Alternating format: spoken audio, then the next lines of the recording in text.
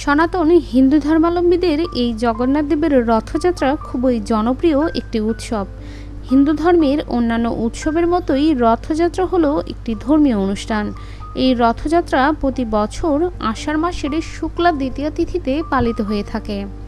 হরে কৃষ্ণ বন্ধুরা, অজানা পুরাণের আজকের ভিডিওতে থাকছে 2024 সালের রথযাত্রার তারিখ ও সময়সূচি সম্পর্কে।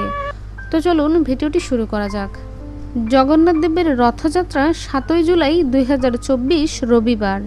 দ্বিতীয়ার মুহূর্ত শুরু 7 জুলাই 2024 ভোর 4টা 20 মিনিটে এবং দ্বিতীয়ার মুহূর্ত শেষ 8 জুলাই 2024 ভোর 4টা 50 মিনিটে। রথযাত্রার রথের বিশেষত্ব। পুরীর রথযাত্রা আমাদের সকলের মনে বিশেষভাবে জায়গা করে নিয়েছে। রথযাত্রাতে যে 3টি রথ ব্যবহার করা হয় সেটির ভিন্ন ভিন্ন নাম রয়েছে। জগন্নাথ দেবের রথের নাম হলো নানন্দী ঘোষ, বলরামের রথের নাম হলো তালধ্বজ এবং সুভদ্রার রথের নাম হলো দর্পদলন। এই 3টি রথের উচ্চতা, রং এবং আকৃতি সবকিছুই ভিন্ন।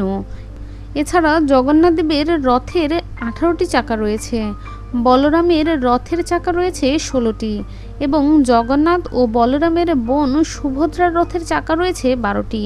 তাছাড়া বর্তমানে জগন্নাথ দেবের রথযাত্রা বিশ্ববিখ্যাত এবং সারা ভারতবর্ষের মানুষের কাছে এটি খুবই আনন্দের একটি অনুষ্ঠান।